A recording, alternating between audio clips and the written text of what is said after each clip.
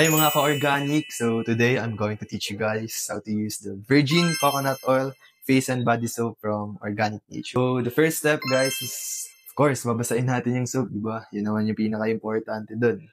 Then the second step is you should lather it 30 to 60 seconds and yung bula niya, yun ang ilalagay natin sa face natin. Yun lang kadali.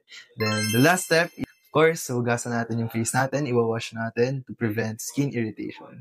If you wanna achieve the clear and smooth skin, dito ka na. Virgin coconut oil from Organic Nature. Hi guys, it's me again, Josh Meeg. So today I'm gonna teach you how to use clarifying soap. So guys, first, of course, we should grab the soap. Let's wash our face.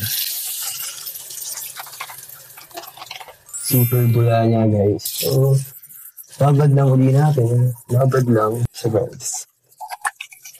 So, tuwan lang na tayo.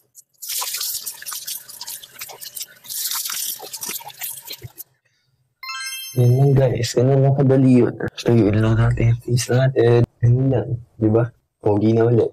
So, kung gusto niyo maging clear skin, magkaroon ng smooth skin, use the clarifying soap by Organic Nature.